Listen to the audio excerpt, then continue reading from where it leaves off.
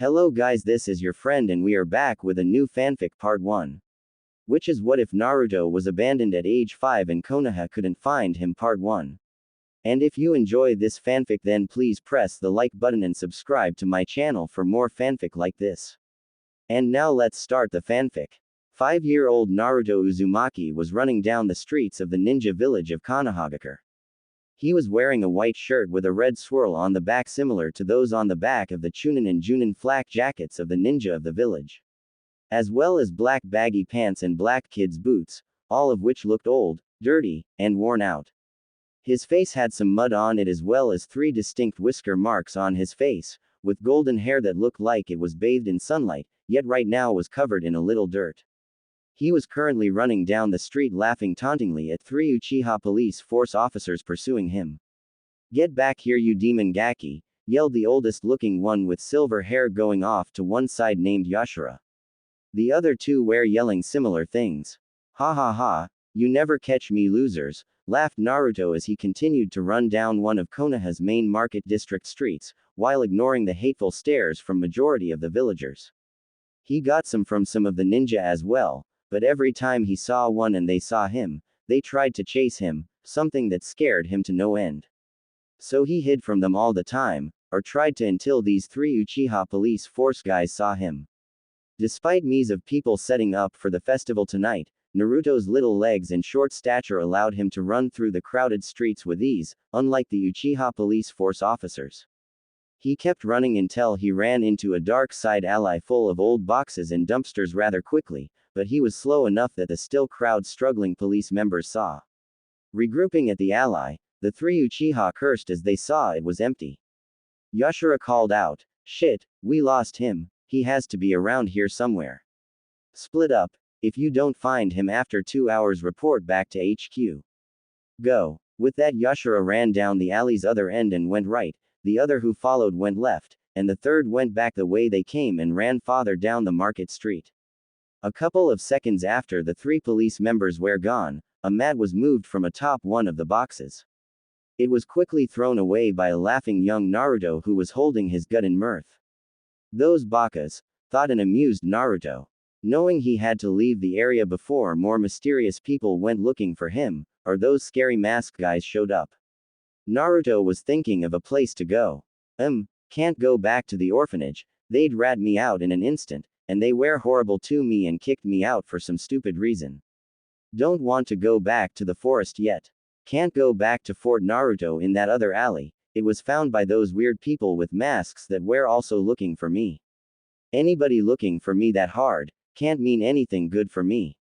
Yet, I still don't understand why people don't like me. I'm hated for some reason by this village, but I'll show them that I'm no demon." Naruto just jumped out of his box and sighed before smiling quickly a few seconds later. "No use feeling down. I know, maybe I'll go to the park and try making friends again, and maybe finally today I'll see that nice old man again. Even though it's getting late, but I'll still try. For I'm not giving up, Datbeo," thought Naruto excitedly and determinedly before his stomach rumbled and hurt. Rubbing his stomach, he laughed sheepishly before a depressing look came on his face. Talking to himself quietly and barely about a whisper he stated, "But first I got to find some food, I haven't eaten in a while." Running fast he tried to find a person to steal food from, something he dreaded doing. Normally he would only take an apple or a small loaf of bread since he saw stealing as a bad crime and something you shouldn't do. Yet the hunger pains were getting worse so he had to take more food. His best catch were bentos he took from picnics, but no matter where he took food from he always said a prayer for the people that he stole from so they would somehow get twice the food he stole. He really detested stealing, yet he had no money and he couldn't find the nice old man that always helped him. Plus no one else seemed to be. So he was off to find a mark to steal from since he hadn't eaten practically anything besides a bread loaf in 3 days. Finding 2 people carrying food, he decided to follow them to see if he could get a chance to take anything. One was teenage girl with purple hair tied and done in a way that reminded Naruto of a pineapple, wearing a tan trench coat and matching tan skirt. Blue ninja shoes, with Anbu shin guards and mesh undershirt. She seemed to be making lots of noise while bugging this guy with a few nasty scars on his face, with a black bandana, and a large black trench coat and ninja shoes. Naruto also saw that they were wearing the leaf headband signifying them as Leaf Ninja. Naruto always got the worst beatings from the ninja, but the girl was carrying food bags of some sort, and he liked a challenge. In the past he had to steal from ninjas when the opportunities presented themselves to get food. Water he normally got out of bird baths, buckets, and anywhere he could find it, and that stream in the forest marked 44. Yet, he didn't want to take a risk in a beating, but it only happened when he first started living on the streets a little over a year ago. The mean orphanage matron kicked him out 4 days before this very festival he ped up. Not knowing how to take care of himself, or the dangers, he was almost immediately altered. From that day to the day after the festival were hell, and he didn't even remember the last day, just the pain. The constant beatings he received, and random objects being thrown at him, and the foul words they said, especially when they missed. On the last day it was the worst, and when he woke up he saw an old nurse about to stab him with a knife, in this weird white-walled room, that smelled funny, while on a lumpy bed. He screamed and pushed the lady, and then he saw these 2 weird masked people enter the room and rush him and the lady. He didn't think but jumped out the open window from the 2nd floor, and despite the pain on left leg, he ran, and has been in hiding ever since while systematically developing a fear of the masked people. Coming back out of his painful memories, he noticed that stoic and annoyed man toward the women was carrying something that looked like what was described to him once as a cake from the nice old man. He always wanted to try cake ever since, and the chocolate the man gave him at the orphanage was really good. Could cake be that good too? He had always wondered. He had to try it, he told himself, now determined to get some of it no matter the cost. Even though he hated stealing, he didn't want to pee up this chance. He kept trailing them for a few blocks, while they kept talking. Eventually they made it to a place in the center or so in the village. The building was huge, but had few windows. The small blonde-haired Naruto saw them go in, and before the door closed the blonde snuck in silently after them. Inside, he saw the 2 check in at a front desk covered in bars with a small hand slot, and then proceed into a similar set of doors to the ones they came into. All the while Naruto was following, and once again snuck in before the doors closed. He hid behind a couch at the end of the hall near the door that all of them came from. The hall itself white, with a few black couches and many brown doors. Just as quickly as they entered the room they left, while the women seemed very excited, the man was looking a little annoyed. After making sure the coast was clear, Naruto quietly went into the room. The room had several couches and chairs, and a few decorative plants here and there. That's not what caught young Naruto's attention though. What he saw had him thinking, jackpot. There were many dishes of random foods, and one big white frosted cake on several foldable brown and or black tables.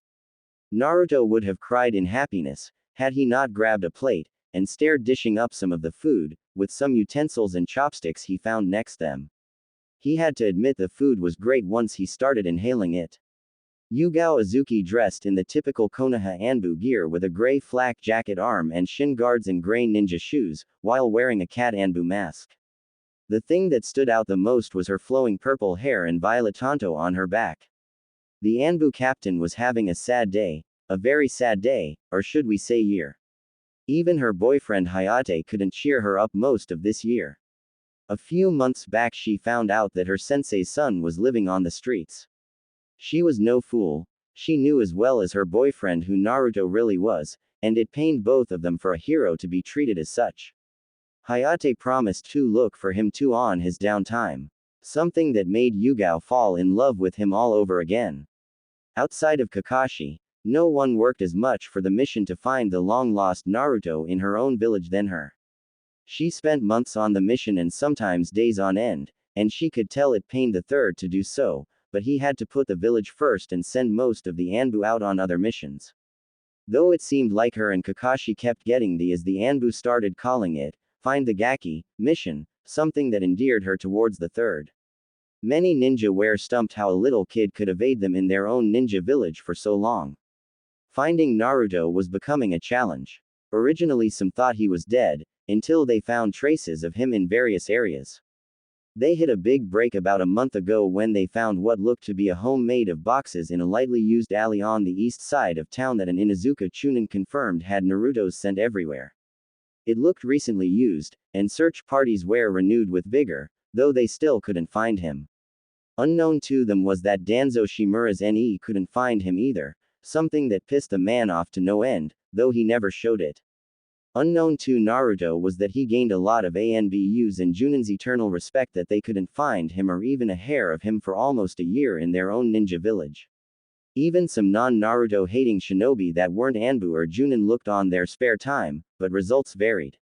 Though Otokubetsu Junin Genma Shiranui and two newly minted Chunin buddies together Iruka Yumino and Suzumi Sarugaku could have sworn they saw Naruto in the crowd but couldn't find him anywhere they looked after the sightings. Though it did start the major manhunts over again. Now, Yugao was in every one of these hunts, but the fact that she couldn't find him still saddened her to no end. Checking her watch, she found she was well past her search time and feeling tired, so she depressingly decided to call it quits today. She had been searching for 3 whole days. Speaking quietly to herself, she said, "Sorry Kushina-sensei, I'll find him one day." She didn't know how right she was. Heading towards Anbu HQ, after signing in and taking off her cat Anbu mask, and putting it in a seal on her right guard, something she learned from her sensei, which didn't help her mood, she decided to take a quick nap before the party since she promised Anko she would try her cake before she left, despite wanting to go home. How someone as tomboyish and sadistic as Anko could make some of the best sweets in the world is beyond me. She thought before opening the door to a huge shock that hit her like a ton of bricks. There in Anbu HQ was the very person the entirety of the Konoha Anbu and Ninja Force have been looking for over a year, who she was looking for, and the irony was not lost to her. She also couldn't help but be amazed at the amount of food he was eating or how fast. He could beat Anko in speed of shoveling food in, she thought, but was brought out of her musings by Naruto turning his head up and looking at her. Naruto was enjoying the food, especially the cake. He ate 1/4 of it already, as well as a lot of the other foods. Since he hadn't eaten in long time or that much for that matter, he figured that he could splurge. Hunger putting him in a false sense of security, and even making him forget how much he hated to steal, since the food was so good. Survival and childishness really. After finishing another plate, he looked up and what he saw horrified him. There was a woman, though he thought she was pretty, but someone had caught him stealing and now he was going to get beaten like always. He slowly got out of his chair and curled into a ball on the floor while he closed his eyes and waited. Yugao for her part couldn't fathom why he was doing that until it hit her like a ton of bricks. He thought he was going to be beaten for this transgression. Yugao knew that what she did next would be really important, so she decided to play dumb. She quietly but quickly walked up to him and asked who he was, something she could see shocked him. There was also something in his eyes she couldn't pinpoint, but could tell one was the feeling for longing and another was extreme pain. To her eternal surprise, he hopped up and looked at her with his finger on his mouth and his head turned to the side as if he was thinking. She thought that at this moment he looked absolutely adorable and the whisker marks weren't helping. She had to force herself not to kawaii and glomp the poor kid, though she did take out a camera and take a picture of the boy who seemed distracted, before putting it back into her pack. Yugao could see 1,000 uses for this picture later. Though the kid seemed to see the flash, and it broke him out of his stupor and surprise. Naruto was still very confused by why the pretty lady was looking at him, that he saw a flash and then turned to her wondering what just happened. So he had to ask, "Who are you, pretty lady?" Yugao for the life of her blushed but didn't know if she should laugh or hit the gaki, all the while thinking that this, she realized, clueless kid was going to be a chick magnet later in life. He's going to definitely look like his father, but if he's clueless like him too, oh, dear. Shaking herself out of her thoughts of the future, she introduced herself as Yugao Azuki, but he could call her Yugao. "I'm Naruto Uzumaki, Dadbeo, Yugao-chan." She smiled and ruffled his head before his stomach growled. She giggled, and started fixing a plate of food for him which consisted of a lot of vegetables, some fruit, and more grains. Since she noticed he went after the meat, potatoes, and sweets. Especially the sweets, and she so hoped that Anko wouldn't be mad about the cake. She was no doctor, but she knew Naruto needed some nutrients in him, from a lack of diet. Turning around, she saw Naruto shifting his feet and looking down. When she turned around and handed him a plate, Naruto started crying. "I'm sorry for stealing your food, I was so hungry, it's been a while since I ate. I'll work it off." Yugao was angry but didn't show it. She wasn't angry with Naruto. No, he was innocently trying to survive. She was angry with most of Konoha and some of the council for letting this poor boy suffer from their ignorance. He was a hero that protected them every day, and this is what they do to him. Ignore, torture, and starve him. He was a child and she would be damned if she let this continue. She would adopt the boy no matter the consequences, and anyone would be damned if they got in the way. She would also contact Tsunade if she had to. Her sensei told her the connection the Uzumaki and Senju clans had between them as cousin clans, and how Kushina's aunt married the first Hokage Hashirama. She would do this all for Naruto and be damned the consequence if it made his life one day better. She though had to think of now for him. "It's okay, Naruto-kun, why don't you come sit back at the table with your Oni-chan, and have some more food? You're obviously still hungry," she said with a smile that would have melted any man in Konoha. Naruto didn't seem to care about that, he just picked his head in shock at what she was implying. Oni-chan seemed foreign to him, like he didn't know what she was saying. His shock was still evident. He was started to act like a statue, before a rare smile came across his face.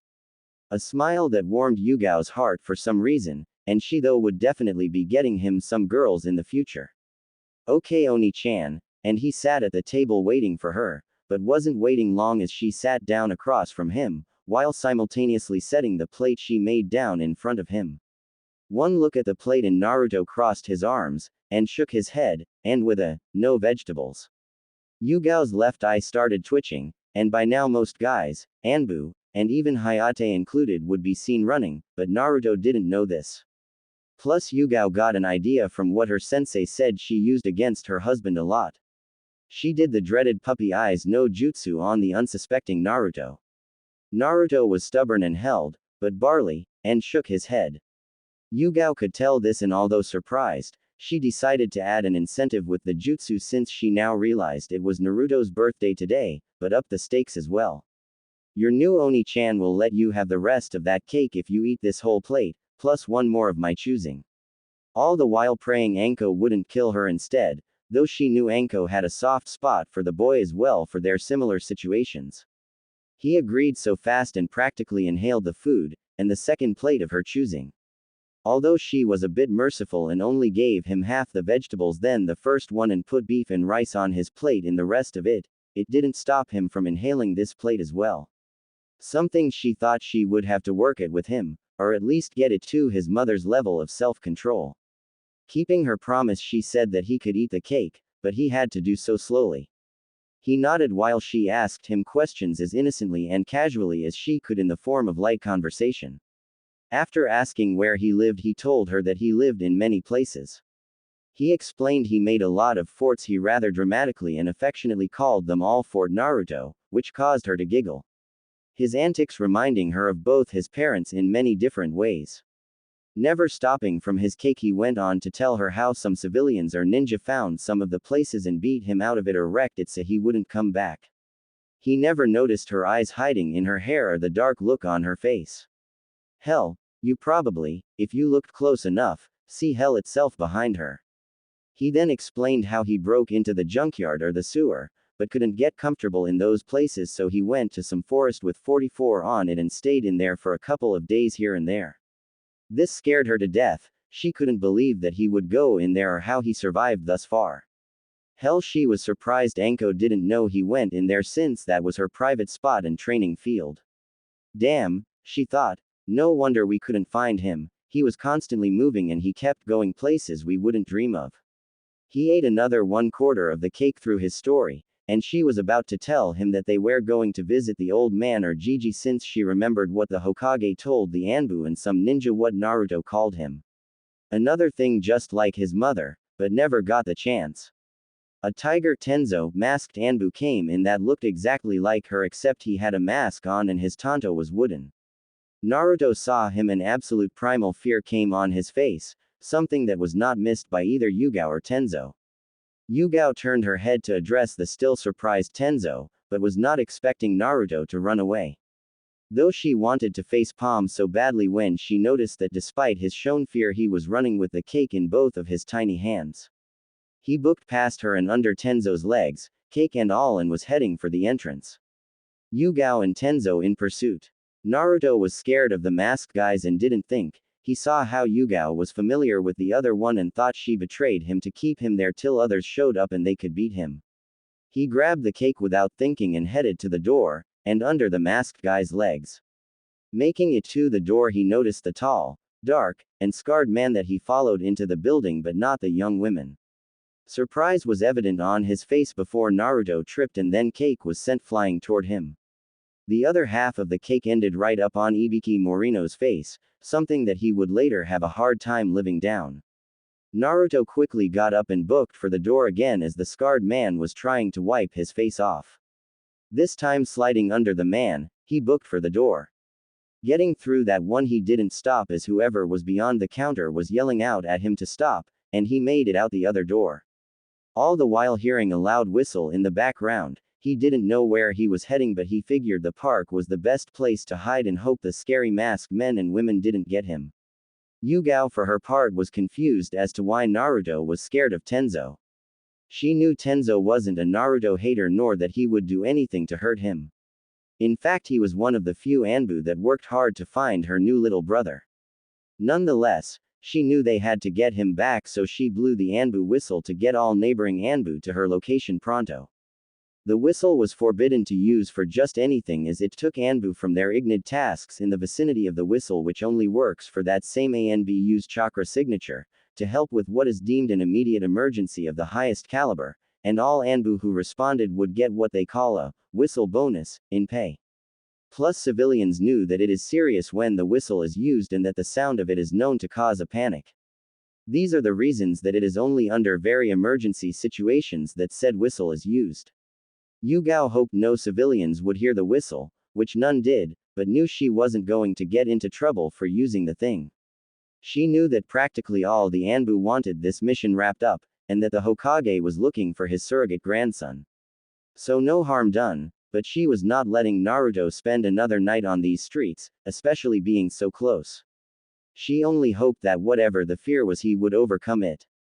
She and Ibiki then brought over 20 Anbu up to speed and told them to fan out in teams of 2. Yugao and Tenzo quickly agreed to be a team, and Yugao was swiftly put in charge as head Anbu of the other teams, since she was also the only Anbu captain among them. She quickly put on her cat mask again and despite being up for over 3 days went out to find her little brother. Naruto, being as scared as he was, and with a few tears in his eyes at what he thought as betrayal, headed to the park to find a nice place to cry and hopefully sleep. He was weaving in and out of the streets for several blocks very quickly.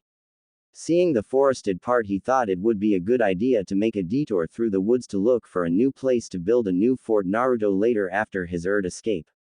Rushing through the trees, he stopped and hid behind one to catch his breath when he suddenly heard talking. Curiously looking over, he saw a sight that angered him, and made him forget about the past few minutes, or how he lost that delicious cake.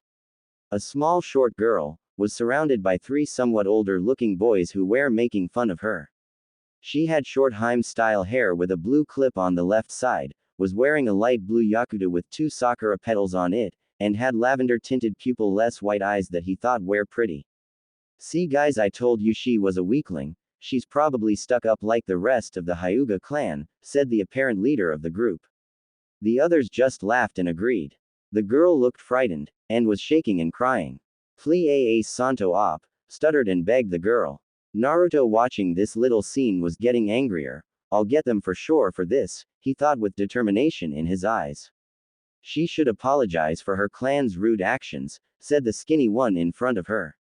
"Agreed," said the apparent leader, on her hands and knees at that, and he never got to finish as a rock hit him in the back of the head. Turning around, while simultaneously rubbing his head with his left hand, he and the other 2 boys were on alert. "Who threw that?" demanded the leader. Naruto jumped out from his hiding spot behind the tree, stuck his tongue out, turned around and ran back behind the tree. "Get him!" yelled the leader at the others as they ran behind the tree in both shock and anger. As they were rounding the tree, Naruto swung back a large branch and let it go. Before the three older kids could act, it promptly hit them square in their faces, sending them tumbling down to the ground in a heap. The three bullies looked up in a daze, before all three were punched hard in their faces. With a big grin and pointing toward the girl, Naruto declared, "That's for her, you baka bullies." Naruto never noticed the big blush that appeared on the girl's face after he declared that. The bullies seemed to be coming around after that declaration, and in complete spontaneous yet protective action while laughing at the bullies, he grabbed one of the still blushing girl's free hands, and ran. As the duo continued to run to nowhere in particular through the park, Naruto never noticed the girl's now completely red face, which could rival a tomato in redness, and was still getting darker. They kept running all of through the wooded sections of the park, but finally stopped running near a pond surrounded by rocks of varying sizes and under a shady willow. The girl was panting, but Naruto was only a little winded. After getting his bearings, Naruto held out his hand and said, "Naruto Uzumaki, want to be my friend?" The girl was still red and looked at his hand for a long second, until she shyly shook his hand and stuttered, "Hi Anata Hyuuuuga, de thank you for saving me, and suri I be furry nds with yo you." Naruto just flashed her his foxy grin, before doing what could only be described as a kitty victory dance while shouting, "I got my very first friend, Yahoo!" Hinata could only giggle at his antics. Still blushing but with only a tinge, she finally got a good look at her savior, and all she could think was, "Those whisker marks are cute." Her blush, which was mostly gone by now, was now once again in full swing. Naruto never noticed, before he suddenly hugged Hinata tightly as she swung her arms up and down in panic. Almost fainting. "Yeah, we'll be the best of friends, okay," yelled Naruto excitedly. In which Hinata, blushing redder than a tomato even and looking more like a volcano after bursting, could only nod in emberment and slight happiness. Letting her go, excitingly asked her if she wanted to play tag, and she, not trusting her voice, could only nod. Naruto was having fun for the first time he could recall, and they were having so much fun that they forgot all of the important stuff like the kids they were, and missed that it was getting dark. They mostly played tag, but also I spy and hide and go seek. The fun and games finally hit a snag when Naruto, being it in another game of tag, tripped again, and tagged Hinata on the chest where her S would come in. She went into full-fledged blush mode, and started to wobble. Remembering her mother, who was joking at the time and not that she knew, telling her that a guy touching her chest was a sign of marriage. Naruto, being the dense and educated but seriously dense kid that he was, started to panic. "Hinata-chan, are you okay? You're not sick, are you?" asked Naruto as he steadfastly put his forehead to hers. Poor little Hinata, already on the edge of fainting, only had two thoughts before ping out finally, "He called me Hinata-chan, and he's touching me close again," before promptly ping out. Naruto, still in a panic and still with a childlike mind, could only think of one thing: "I got to find a doctor, and fast." Not wanting to leave his new best friend by herself, he softly and gently grabbed her arms and put them around his neck and positioned her around so he was carrying her on his back. Remembering that there was a festival celebrating the Yondaime's defeat of the Kyuubi, Naruto figured that someone there would be able to help him. "I was hoping to enjoy it tonight, since the orphanage lady never let me go," he thought. His thoughts quickly went to his new friend and he knew he had something else to do. Then running swiftly, he started running out of Konoha's main park to the city, just as the sun was going down. Horizon Sarutobi, the third Hokage, the professor of all shinobi, was having one of those days. The only word to describe it was, shit. He was going to spend a quiet and lovely evening with his family, when life and karma teamed together, the real bitches they can be, decided not to grant him such a privilege. An hour and a half ago, Kat and several Anbu tried to apprehend his elusive adopted grandson Naruto Uzumaki after he somehow broke into Anbu HQ. The report was interesting to take, and Kat promised a very detailed report later and with some peculiar info she suspected. It was the first sighting in 2 weeks, despite finding his makeshift home a month before. Sarutobi felt nothing but unadulterated shame that he failed his successor and his old friend Toshiya Uzumaki. He promised his successor Minato Namikaze that he would protect his son, and he failed rather horribly. He honestly thought the orphanage would protect Naruto, but he realized how naive he was about that. After finding out that Naruto's allowance that he was supposed to be getting and started supposed to be getting since he was 3. Instead, Sarutobi finds out that the matron and 3 orphanage Oshiates took most of it, if not all his money since he started receiving it. To top it off, they kicked him out of the orphanage over a year ago and were still taking his money. They only found this out because Sarutobi himself decided to spontaneously visit him on his way home after work 2 days after the event. The third Hokage was furious to say the least. After an all-expense-paid trip to Ibiki and Anko, the whole story comes out. Naruto got extra chores, almost none of his allowance, was shut off from the other kids, taught almost nothing at the orphanage via basic schooling or almost anything at all, locked in his room a lot, given meager amounts of food, and simply kicked out and being called ungrateful for sneaking out of his locked room and getting caught eating food in the kitchen. The matron was promptly executed, and the 3 Oshiates were given a 30-year sentence in jail of hard labor. That was only after the third took back and gave all the money that they stole back into Naruto's family account with interest, and took enough money out of all of them to cover the purchase of a nice apartment building in both the third's and Naruto's name, that he was going to give to Naruto full rights over, when they found him. Find him they did with half his bones broken in his body and some severe lacerations, eternal bleeding, and head trauma. The civilians that were found doing this to him were later tortured and executed. Plus 1 civilian getting 3 years in jail for supplying the mob with Naruto's location.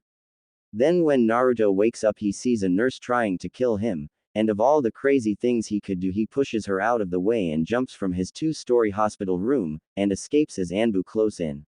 The nurse was tortured and executed that same night, and only a few have seen Naruto since. All this was a lesson to the rest of the population, or so Sarutobi hoped would be. Although he himself felt and knows that most of the villagers were lying when they said, haven't seen him, yet he knew how unethical, politically insane, and how much unwanted attention it would cause if he gave half the village to Ibiki and Anko for interrogation. Though it did put a small smile on his face when he realized he would get their eternal favor if he did. The shame of not protecting his good friend Toshiya's grandson and his predecessor's son though was still getting to him.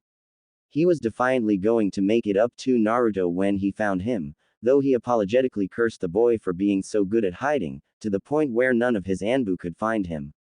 Although a small part still felt happy that he kept Naruto away from Danzo and kept his inheritance safe. Especially the money with the bank owner, an old friend of Minato and Kushina, and an ex-ninja, and one of only 4 civilian council members that weren't a pain in his. However, that relief was short-lived, for he had 2 pissed-off men in his office for various reasons, and another crisis besides the missing Naruto, that now had Kumogakure involved as well. Even though you couldn't see behind the dog Anbu's mask, Kakashi Hatake, in typical Anbu gear, and a black tanto on his back, he could tell how pissed he was. The killing intent was obvious, with slumped shoulders the only sign of the depression within. Then bring into the picture the usual stoic Hiashi Hyuga in near-blind panic rage that only got worse when he found out that Naruto still wasn't found. The third never saw this much emotion from Hiashi, well ever. Hiashi was wearing his clan's typical wear of a white kimono, and with his long brown hair tied at the end. Rubbing his temples while smoking his pipe, the Hokage kept repeating like a mantra, "I'm too old for this shit, why me? I'm too old for this shit, why me?" Blowing out some smoke from his mouth, Sarutobi in his Hokage outfit and Hokage hat on his head, just sighed before straightening himself up, and looking at the duo.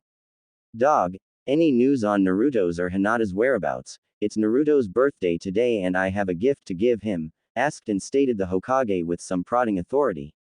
The Hokage, already knowing that he lost a lot of respect from the head Anbu captain and third behind the leader of all of Konoha's Anbu. The dog-masked Anbu straightened himself up a little bit and lessened the killing intent, sighing, but the Hokage only heard that because of his sensitive ninja ears. The Anbu captain dog looked at Sarutobi and shook his head. "Sorry Hokage-sama, his scent is all over Konoha, he seems to travel a lot, and it's interfering with the search, but some Anbu lead by Cat have informed me before your summons that they have freshly tracked him to Konoha Central Park, and that we may get him yet.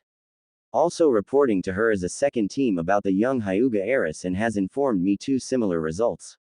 Sarutobi let out a breath that he didn't know he was holding, and out of the corner of his eye he saw Hiashi momentarily show relief as well before turning back to extremely concerned and angry.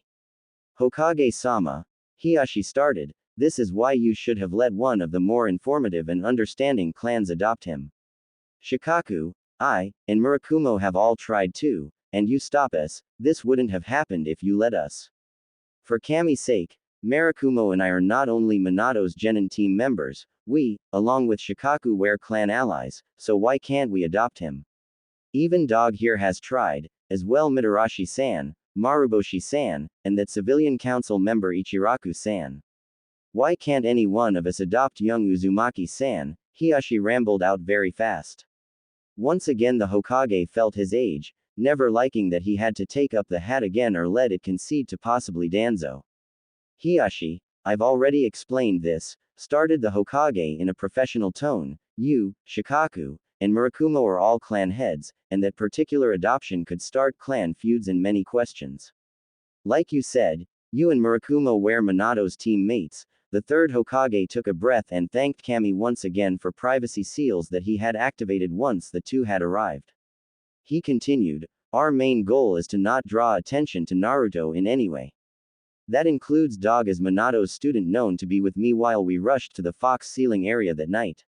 Dog's shoulders slumped even lower, though only the Hokage noticed and winced inside from guilt of not doing the sealing himself or getting there in time. Shikaku is also the Junin commander, which doesn't help his case, plus everyone knows Naris have some universal reason for doing almost anything outside of watching clouds and breathing, and Anko-chan's ex-sensei's reputation already puts problems on her. We don't need to add Naruto to that mix.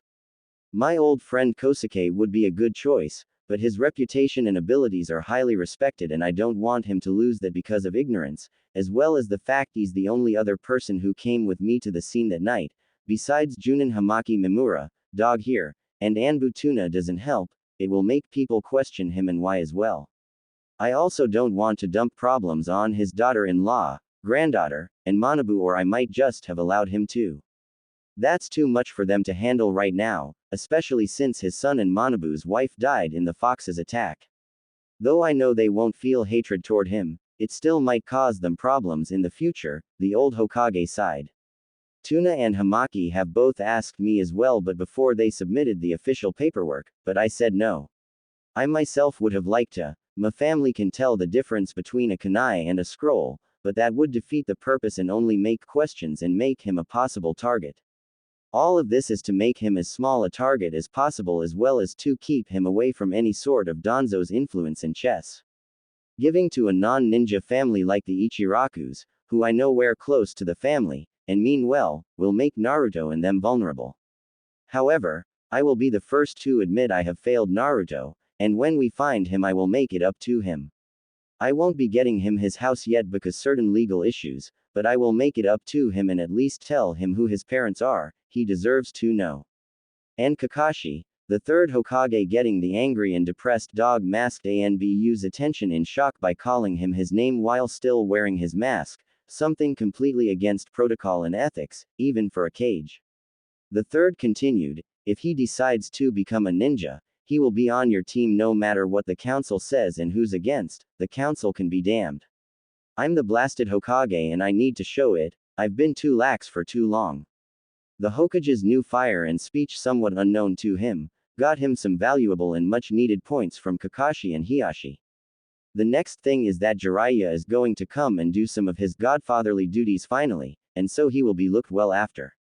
Kakashi and Hiashi were surprised, but before they could comment, the third then turned to Hiashi, who looked somewhat taken aback by what was just said, but with a still schooled worried face.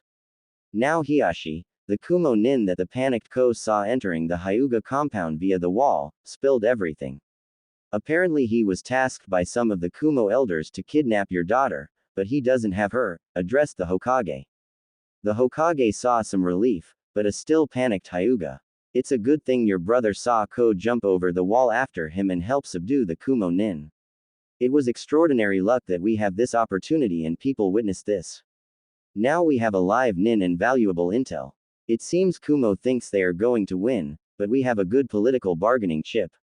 Now I know it's not my business, since it's your clan, but can I inquire what is going to happen to young Ko for misplacing your daughter and heiress? The room was quiet for a moment before the Hyuga patriarch spoke. You don't have to worry, Hokage-sama, I have no ill intentions for Ko. This is not the first time this has happened. Ko has informed me that she runs off all the time due to her curiosity of the life outside of the compound, but he normally finds her within 3 minutes or less.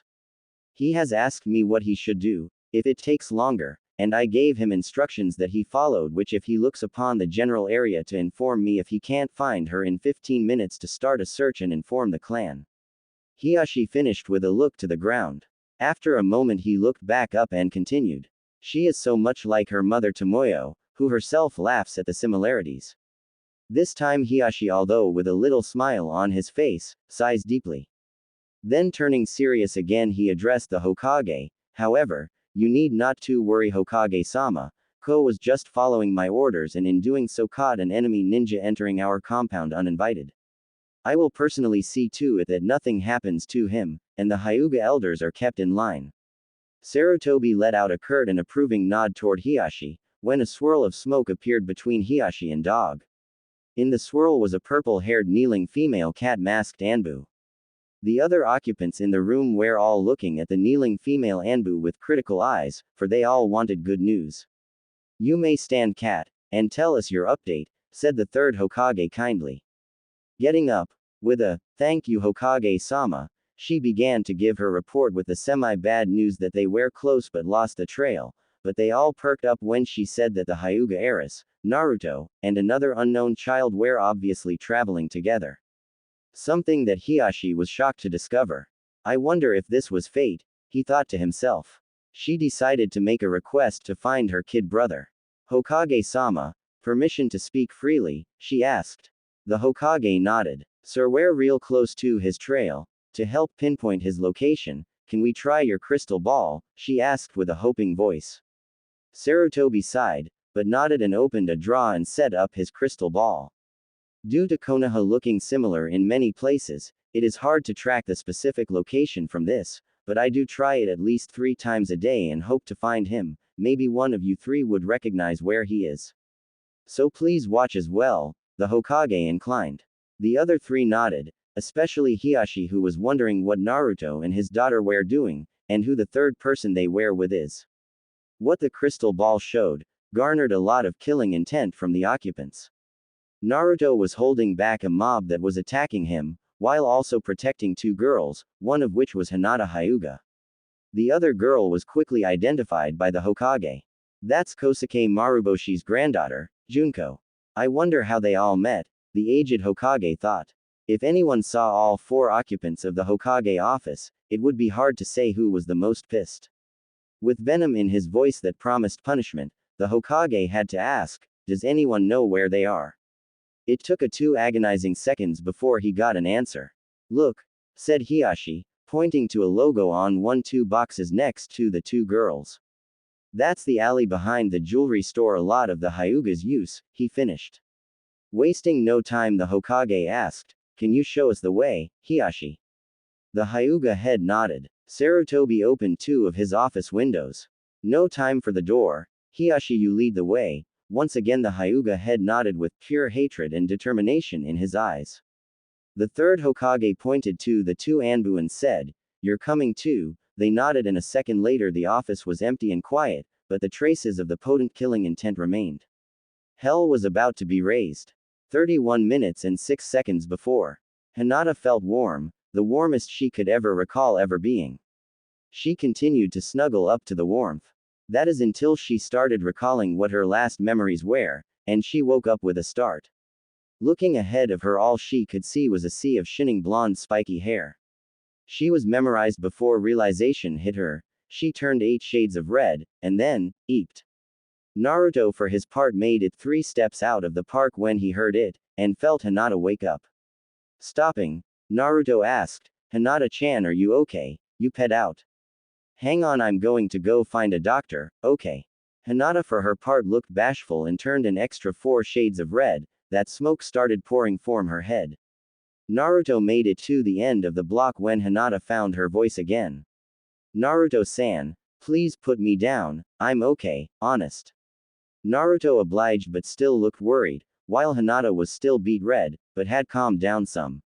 An awkward silence prevailed for a couple of seconds before Naruto shook his head, getting the attention of Hinata. What is it, Naruto-san? She asked. Naruto just shook his head again, but this time with a smile. Just call me Naruto. We're friends, and plus I don't really care for honorifics. Hinata could only shake her head. Friends we are, but I will just call you Naruto-kun and you can keep calling me Hinata-chan, she answered shyly, while simultaneously shuffling her feet and peeking at Naruto out of the corner of her eyes rather cutely. Naruto brought his hand to his chin as he was in deep thought, something that made Hinata giggle, but Naruto didn't notice. Fine, he conceded, you are my first friend, so I suppose, he relented with another foxy grin, while rubbing the back of his head. Something Hinata thought was cute, and made her cheeks flush. Something she realized she had been doing a lot since she met Naruto not that long ago. She slowly started to question those thoughts and what they could mean, and if since he touched her chest means they're husband and wife, which in turn made her cheeks blush heavily. She put her 2 hands on her cheeks and was still in thought and never noticed Naruto was walking a short distance away. For at that moment Naruto was distracted by muffled sound of someone crying. Ignoring the dirty looks and glares he was getting by per bees, Naruto went over to a girl around his and Hinata's age sitting and crying by a crate on the side of a gray stone wall. The girl was short, but not as short as Hinata and almost as tall as Naruto. She had medium dark blue hair with one bang on her right side going to her shoulder tip but tied in a braid, and had the eye color of a majestic green. She was wearing light blue pants and ninja shoes, with a similar short-sleeved shirt that was black and V-necked, and a brown vest over her shirt that looked like it was made of wool that almost made her look like a small boy instead of a small girl. She was sobbing and rubbing her eyes. The light was soon blocked by something and she opened her eyes to see a boy around her age looking at her, and holding out his hand. Are you okay? There's no reason to cry, I'm Naruto Uzumaki, what's the matter? The girl for some reason felt she could trust him and simply nodded before taking the boy's hand. Hinata, snapping out of her love-struck thoughts, turned to see her new friend help some girl she didn't know up, before going over herself to see what was going on. I'm Junko Maruboshi and my grandfathers were taking me through the festival, when we got separated. Now I'm lost, explained the girl looking like she was going to start crying again. Naruto, being Naruto, put the thumbs up sign and said, Don't worry Junko-chan, I'll help you find your grandfathers, it's a promise, and I won't go back on it, declared Naruto. Just after Naruto finished, Hinata made it over. Feeling a little shy, despite her confused feelings, her kindness won out though, and she felt for the girl for her plight. This in turn made her realize that she was separated from her guardians and missing from her family. She went over and yanked a little on Naruto's shirt sleeve, getting his attention. A little shyly she said, Naruto-kun, I'm in the same boat, I need to get back to my house, my family is probably worried. Naruto didn't even hesitate, then I promise to help you get home to Hinata-chan.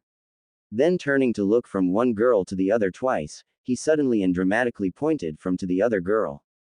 Hinata-chan, this Junko-chan, then pointing to Hinata he finished with, Junko-chan, this is Hinata-chan, my friend. This made both Junko and Hinata giggle at his antics. I know, why don't you become our friend too, Junko-chan, explained Naruto in kind way. Junko for her part just smiled and nodded. Hinata smiled happily if not a bit shyly as well. Then Naruto's face became serious and thinking like something that took both girls aback a little bit. Do any of you know where you live? He asked anticlimactically. Both girls just shook their head after sweat dropping. Silence prevailed for a couple of seconds before Naruto declared dramatically, then we'll walk around until one of you sees something familiar or someone you know and can help. Both girls just face-palmed at his way over dramaticness. Let's go, Dadbeo, he declared, as he started walking down the street. Hinata and Junko both giggled again. The two girls followed suit and they began their search. No one seemed to want to help them though, and almost everyone was glaring at them. Plus it was now really dark outside and the lights were all on all over the festival. The girls were getting uncomfortable though with all bad looks they were getting, until finally Junko asked the obvious, "Why are they glaring at us?" "Huh," said Naruto, so busy looking around at the festival and the going-ons that he didn't hear the question. "I asked Naruto-kun why are people are glaring at us." Naruto just bopped himself in the head, something that brought small smiles to both the girls' faces before his revelation. "Oh, they're glaring at me, for reasons I don't know. I even got kicked out of the orphanage by people with similar glares," he said casually, too casually. Never noticing the girls' faces completely darken. A thick silence prevailed as the two girls glared back at the glarers, something that threw some of the glarers for a loop. They're glaring at the kind boy trying to help them, and didn't seem to deserve this treatment, which he also didn't notice. Junko then thought of another question. Naruto, if you got kicked out of the orphanage, where do you live?" Hinata thought it was a good question and also wanted to know the answer but for a different reason. Naruto stopped walking and thought for a moment, before surprising them both by waving his hands in the air and declaring rather loudly, "Fort Naruto." Something that made both girls giggle at his antics temporarily, before they heard the next part. Resuming walking, he then said, "Some people found it so I have to build it in some other alley later tonight, and I had the good boxes too." Both girls were shocked that this nice boy who desperately trying to help them, was living on the streets. They both saw that he looked dirty, but to be homeless at this age, it broke their hearts. Hinata was especially sad for she didn't think her clan would help him, since he wasn't part of a clan and he had no fame or money. Despite her age, her political skills were top-notch, something that was taught beginning at a very young age to the Hyuga children, especially the heiress. Her Ka-chan would surely help Naruto in some way, especially since he was helping her and saved her, but her 2-san might be harder to convince. If only she knew the basics of the going-ons. Junko was thinking that if anyone could help him, it was her grandfathers, people she always admired and always seemed to know what to do. Surely they could help, but now they still had to find them or someone helpful. Their musings were brought to an end by Naruto. "Hey, look, there is a ninja. Maybe he could help. Hinata-chan is from a ninja clan, right? He should know where they're at," he explained excitedly, while thinking back to that clan revelation when their child minds realized that finding a specific person failed and Hinata told Naruto and Junko that the Hyuga were a ninja clan and lived in a clan compound. Both girls weren't far behind as Naruto politely tapped the Chunin on the arm. The ninja with a Chunin flak jacket was talking to another Chunin. Two things went through the minds of the two girls while looking uneasily at each other. One, that his breath smelled weird. Two, they were glaring at Naruto like the other people. Naruto himself smelt the two ninja but didn't seem to notice the glares, since he was so absorbed in wanting to help his new friends. The two girls had a bad feeling and looked uncertainly at each other again. It was quickly proven right. Naruto didn't even get to ask his question for help for his friends, before a hand shot out and lifted Naruto up by his throat, choking him as well. Well, look here, Taiji, the fox has come to play," said the ninja in a drunken sort of voice. Taiji, the other ninja also obviously drunk, laughed. "You're right, Bacon, what should we play, Operation?" he asked. Hinata doing something very not Hinata-like and kicked the Chunin Bacon in the leg hard. Junko didn't bother with the legs, she kicked Chunin Taiji in every guy's weak spot, and forced him on his knees. Bacon, due to pain, had dropped Naruto, who was gasping of air.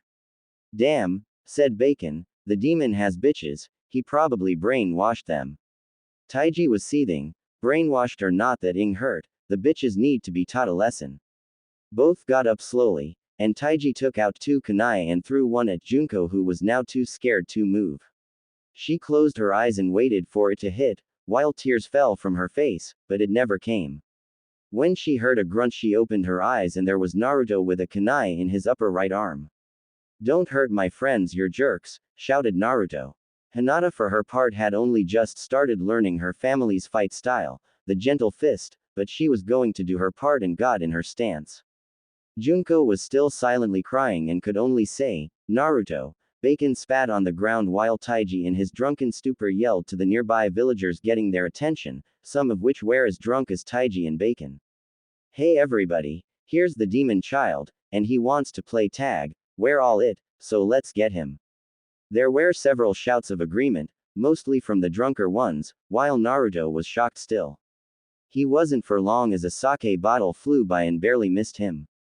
Grabbing Junko by her left hand and Hinata by her right arm as she was going into a Jiyuken stance, they ran. They ran and they kept running for 3 blocks while being chased by a mob of mostly drunk villagers and 2 drunk Chunin who were shouting war cries and insults at Naruto and few to the 2 girls as well. Using his and his friend's small statures, he expertly negotiated through the crowd that was started to part for the mob, but Naruto was a step ahead.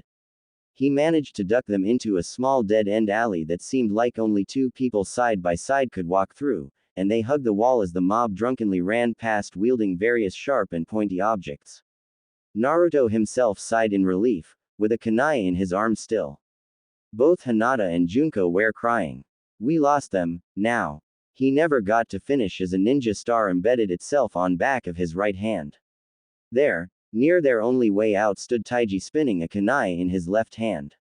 The 3 got off the wall and slowly started backing up toward the dead-end wall, while Naruto also pulled out the 2 ninja weapons from his body, and dropped them on the ground.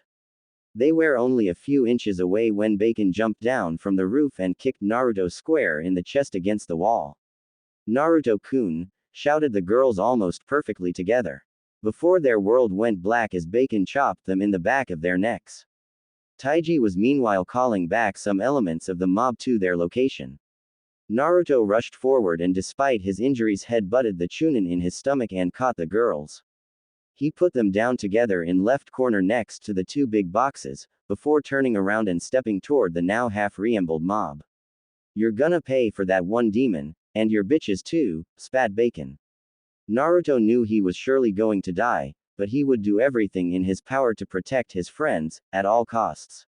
He just got into a defensive position 3 feet from his new friends when the 2 drunk Chunin and 9 villagers charged.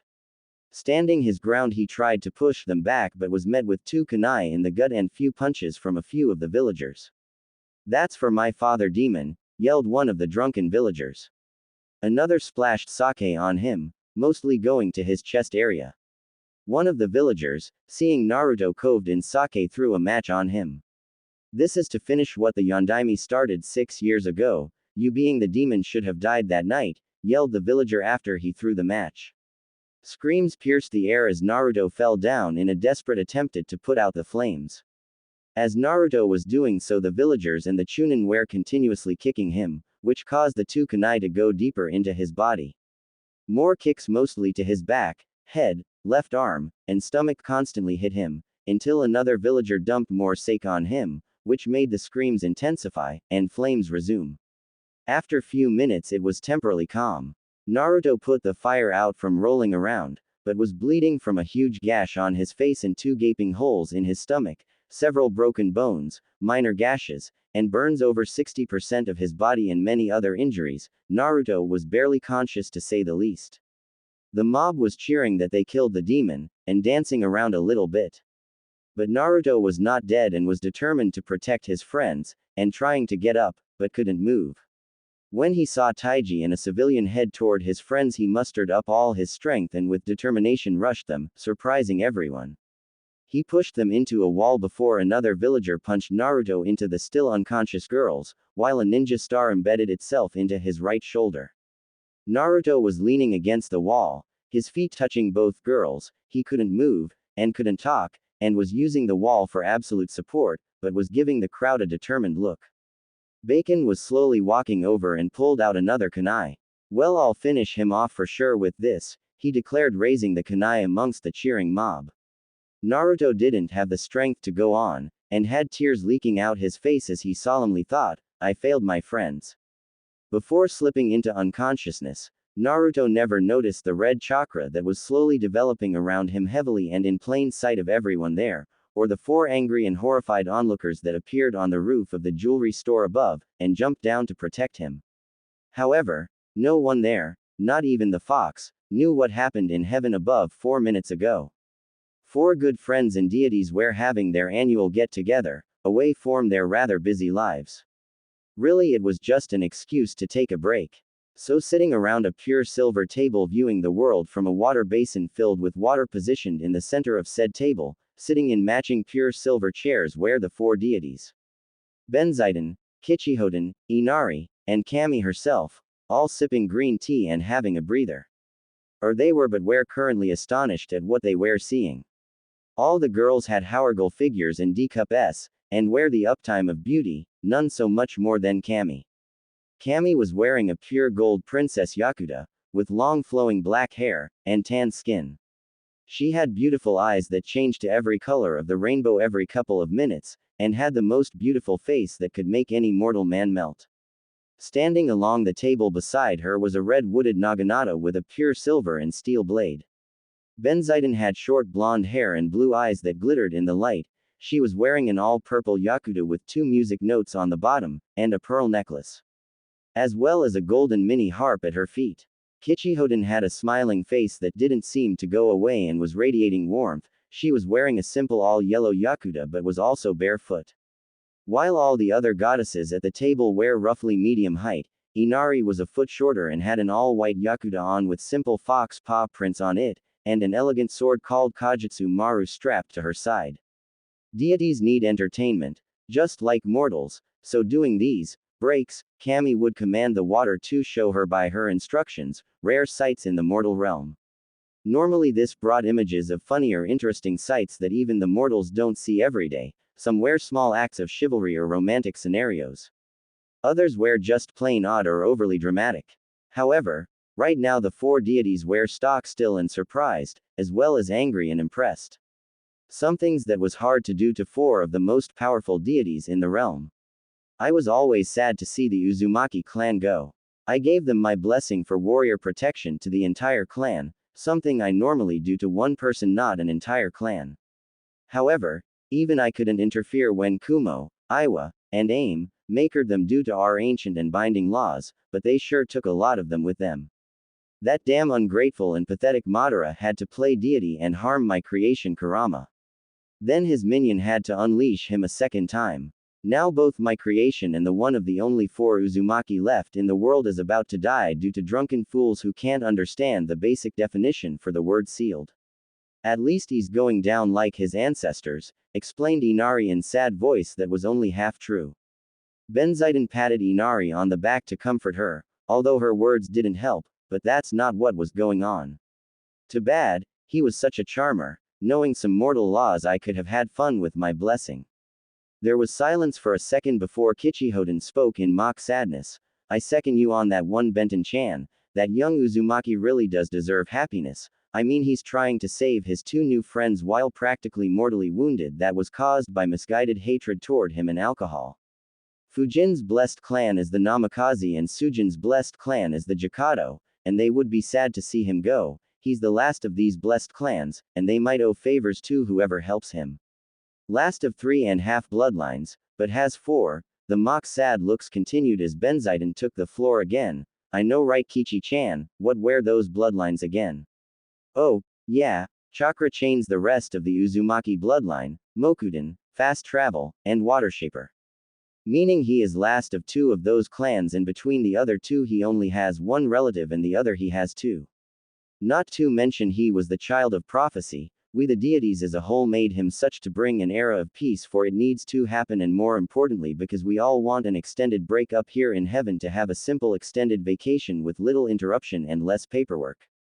At least he will get to meet his dad and mom, for all the mortals think that that seal he used to seal the fox will forces him to stay in the stomach of the Shinigami for all eternity. Too bad that mortals can't completely play deity, and only Kami-chan here gets to decide who belongs in heaven or hell. Plus it doesn't hurt that the Shinigami can only stomach evil or bad souls. The other 2 just nodded, besides Kami, in mock depression. All of which were looking at Kami out of the corner of their eyes, and smirking on the inside. Kami is the only one who can authorize the breaching of the ancient pact. Or more precisely, she wrote it, and can tweak it a bit for the other deities. To get her to move and do so is hard and only happens rarely. Despite her being the deity of creation and ruler of the deities for this realm, her outgoing and hard-working personality, she is also very shy. Her only friends are these three, which more than not are her very best friends, but she will talk to old Fujin for advice, Omoikane, who isn't that social unless you ask his opinion on anything, which she does here and there, mostly when there is a major dispute in heaven, and her aide and the one who brings all the paperwork to her office, Amaterasu. Uzume, Aim no Uzume, talks to her like a big sister, and she doesn't mind it, but she also forces Kami heavily out of her comfort zone with her wildness, but Kami does consider her a friend. She just has too much fun and forgets to visit until she drops in unexpectedly. Kami herself had a weird look on her face and she knew what her friends were trying to get her to do. She couldn't help but agree with them, but the paperwork and Amaterso's scolding that was sure to come from this was not something she looked forward to. I don't think we should do this. You all make valid points, but letting nature take its course and free will are the mortal's domain and we shouldn't interfere, Kami explained quotingly. Her friends looked crestfallen but still determined, something Kami knew meant trouble for her. Before she could contemplate anything else, a pair of hands started grouping her fighting in her seat and trying to get the strong hands off of her. She also almost immediately smelled alcohol. Uzume-chan, stop, begged Kami to the tall deity in a red yakuta with sakura blossoms all over it covering J-sized S, but a rip on her left sleeve and a giant open sake bottle tied to her obi. Come on Kami-chan, Aim no Uzume-kud. I have the biggest party planned and I can't do it until that young mortal brings peace. Me and Fujin have been making sake up the wazoo, so let's do something to help them out. Kami was hit dumb for a second as Uzume stopped fondling her. Kami screamed, before Uzume fondled her harder, causing her to moan. The others were all embered but listened closely. Yes, continued Uzume, still seemingly absent-mindedly fondling Kami's while her face showed she was thinking. A fact not known to mortals is that Uzume was infamously spot on with odds and predictions, and is well informed, which made her a horrible person to bet against during the monthly deity poker night. That one Anbu Kakashi has lost his whole team, his father, his sensei, his secret love, and adopted family, and the way things are going it's going to get worse, and if we help him, he'll help that young Uzumaki better, which will bring our much-needed vacation faster. His clan will also go back up into full clan status, if I think what might happen. Then there's the current Hokage. He will die by his predecessor's seal, the only thing you almost sent the Yondaime to hell for all the paperwork it caused. The third Hokage will probably die trying to kill that pain in the Orochimaru, that has been a pain in the forever and has even caused me undue amounts of paperwork in my department of revelry. If we help him the job will get done properly and the paperwork will lessen, and his son would also live and we can stop Kazuma sooner, which would cause less paperwork, and many lives will be saved. If Hiyashi is helped then so will Hinata and his wife wouldn't be secretly inundated by some of those blasted Hyuga elders, and the curse seal will be gone by that prevention. That would lessen the paperwork for you for all the centuries to come, and I can finally throw a party at the Hyuga compound. Now if that last Anbu is helped, her boyfriend will be saved and cured. That's also if we help Naruto out as well, but if we do help her she will marry her boyfriend and bring happiness to Konoha through many people. This will also help Naruto as well. Plus they and their kids will develop a new form of kenjutsu and start a dojo and a clan, and one of their kids will also become a medic nin of great standing and help the world and save lives. This in turn means less paperwork for you. Now if we help Naruto then things will happen in this world, all good things, with mostly world peace, untold number of lives saved, goodness and peace spreading, and tons upon tons of future paperwork for you destroyed, and I'll also talk to Amaterasu and she won't be a problem. After that Uzume stopped fondling Kami, and all she could do was think, hook, line, and sinker. Good thing I kept the blackmail material of how I really got Amaterasu out of that cave, everyone else was too drunk to notice. Hee hee hee. The others were softly giggling to themselves and knew what was coming next. For Kami, she didn't even realize that Uzume stopped fondling her. She had stars in her eyes, and like song and mantra she kept repeating over and over again, less paperwork. As if her life, she's immortal, depended on it, She quickly agreed, but only a blessing to Naruto on the condition that she would honor Uzume's words about what was going to happen to the others she mentioned, and that Naruto's life road doesn't deviate too far, and that most importantly that it will decrease her paperwork like they all claimed. Squealing like schoolgirls, like fangirls, at this rare occasion, the women quickly thought of what they were going to bless Naruto with. Benzaiden went first, and headed to the water basin on the table. I know all about the CRA, so this should be fun considering you're part of 4 clans. I bless that Naruto Uzumaki, although he has it in him already, I bless that his words have more of an impact on the opposite without lovers and or with people that are in or have been in really depressing or bad situations like Naruto in some way, shape or form. And that when Naruto helps them in their prospects, and in return they develop feeling for him, that they will get a fair chance with him, and that whoever truly and not crush like, but truly loves him for him can smoothly get together with him that aren't too old, she finished with a smile. Good luck, kid. If anyone can handle what I just did to you, you can, thought Benzaiden as she left and Kichihoden went over to the basin. Kichihoden went in a thinking pose before looking down at the water basin. Your life is destined to be hard and luck shows itself here and there to every mortal. Naruto Uzumaki, I bless you with incredibly good luck when it comes to survival, and general things that are outside of your destined road. You'll find luck more than any other mortal, or when you least expect it, so your general luck as a mortal increases as well as your survival rate. Kichihoden finished and walked away. As she was pinging Inari going to the water basin, she had the amusing thought of, I wonder how many bets he can win in a lifetime. Inari for her part looked pleased and serious at the same time, and started her blessing. Your ancestors were one of my favored people and were very good warriors in their own way, for every warrior has a style. Naruto Uzumaki, I renew the blessing I gave your ancestors of the Uzumaki clan, and that it will also be onto your descendants, as well as their skills in Fuinjutsu that was also subtly part of that pact.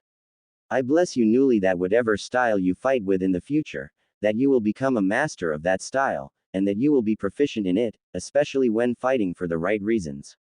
Leaving the altar, Inari was surprised to see Kami step forward. Like noted before, Kami rarely lets people mess with the destinies of people. Deities are allowed to answer prayers and bless people, and or when they along and or their ancestors have been moral or righteous, have a God's undivided attention and ultimate blessing. Besides answering some prayers, Kami herself has never blessed a specific person, and then doing so when she is bending the rules was surprising to them all. Although they all sweat dropped, Kami included, when Uzume started cheering her to the water basin. Taking a deep breath, Kami started, you are the first one that I'm giving a blessing to, so please feel honored, and I'm also hoping it lessens the paperwork, but like the others here, I would also feel bad if you died the noble death that currently awaits you, even though it's a 50-50 chance right now. For that, and not giving into hatred for how people treat you and your kind soul into simply wanting to change people's views of you, as well as protecting two innocents from harm in the most painful and determined way, I shall grant 2 of your prayers and give you a blessing. Both of these may take some time, but I grant your wish that you should have a family. You yourself probably won't see it at first, but it will be there amongst your friends and neighbors and will gradually grow. Second, and this one will take the longest, but it does coincide with your destiny. Destiny is never written in stone, but generally things are meant to happen by your choices, so I will give you the power to change people's minds when done in the right way about things, and in a sense you will become an enigma in and on the mortal and ninja realm more so than you are now, despite you already being one. And now for my first blessing. I bless you, Naruto Uzumaki, into simply following your dreams. It will be your choice, but if you work hard enough, all your dreams will come true, as long as it has either or both morals or love and or is done for the right reasons. I also offer you 2 gifts as well, and that is I will remove the very well hidden placement and filter seal that headache Danzo placed on you as a ruse to get you under his misguided control. I hope this helps you and that it ticks Danzo off, and more than anything, lessens the paperwork. I also will give you Kyuubi's other chakra back in hopes that it helps you. The seal would have given it back eventually, but I'll let it happen sooner. Kami smiled, bowed to Naruto in the hope lessening the paperwork, and strode next to the others who have blessed him.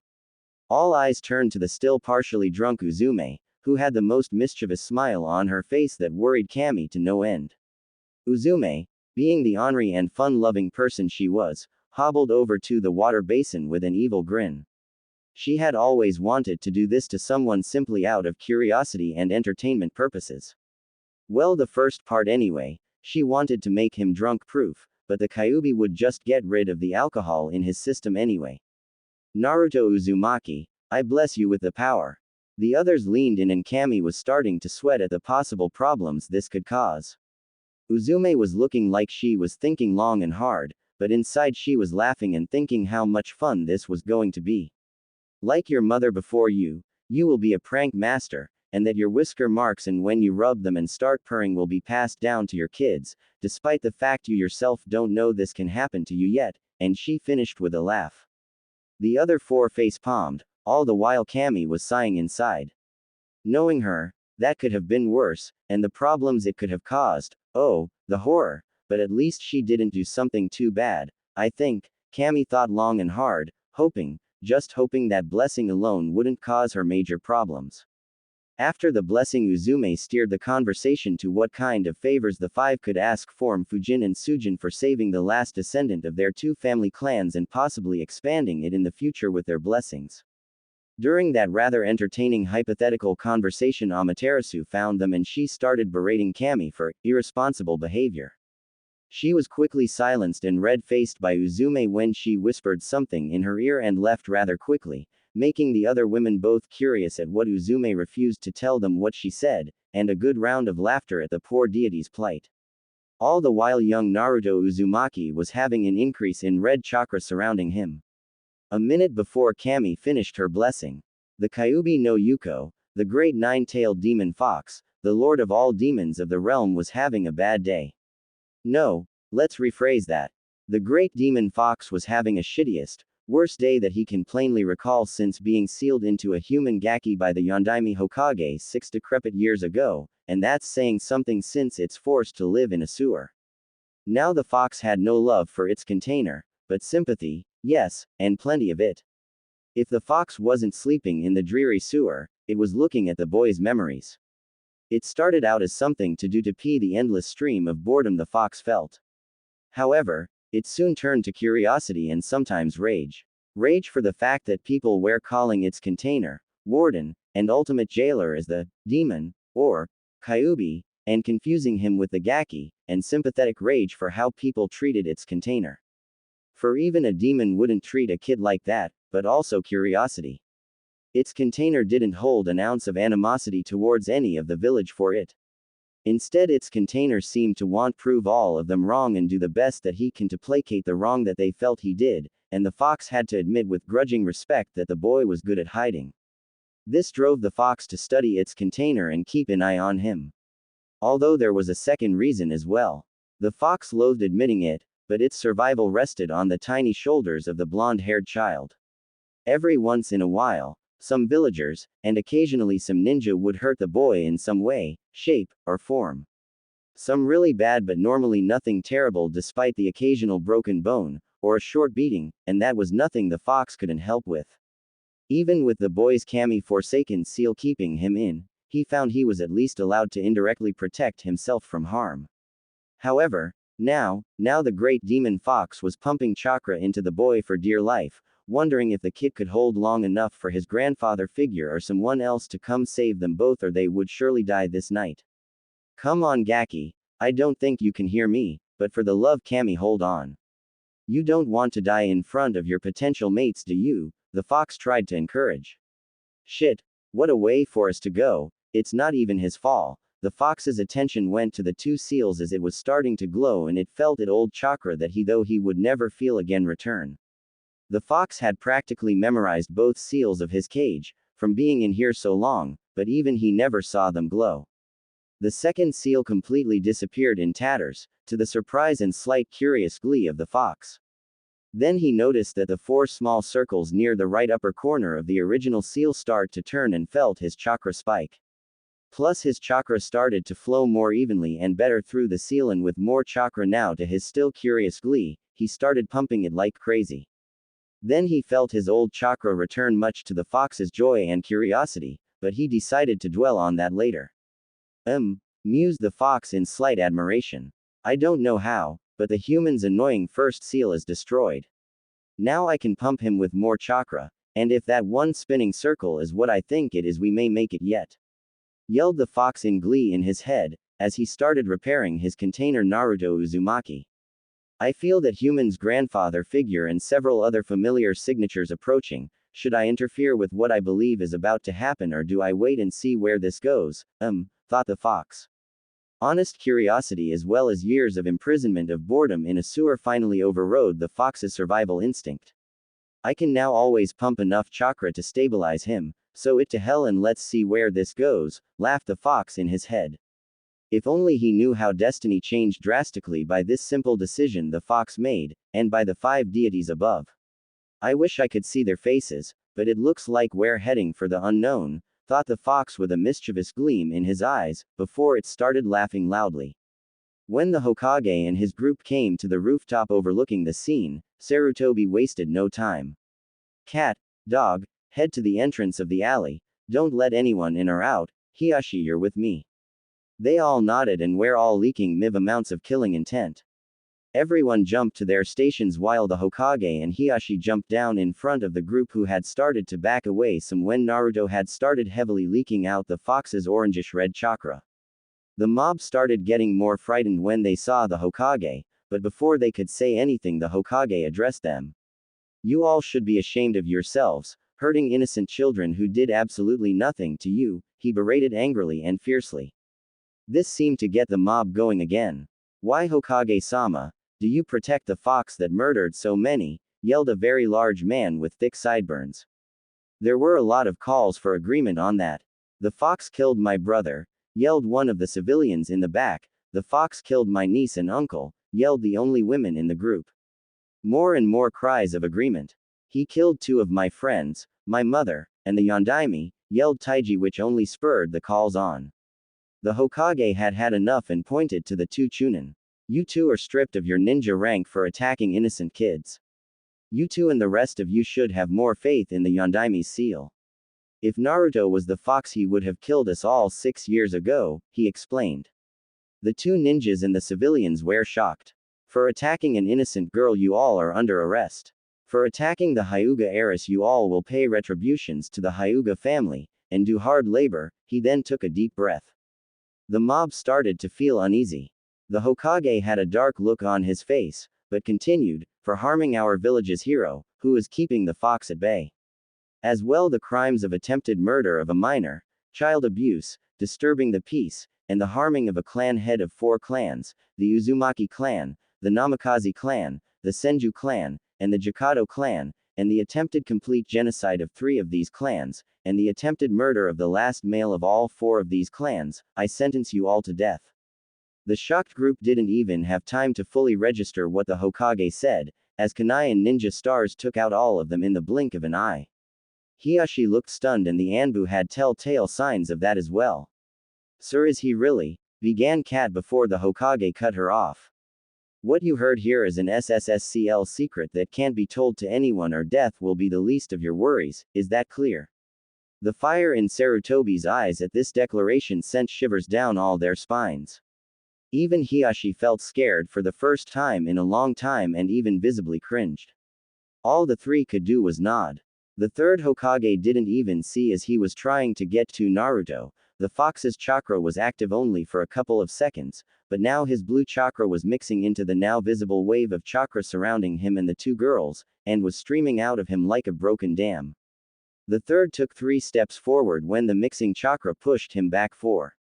We have to get to them. My daughter is in there, said Hiyashi, now refocused on the children. They felt other signatures rushing toward them from all sides, mostly of Junin strength or higher, but it was not to be. A bright flash, Naruto, Junko, and Hinata were gone.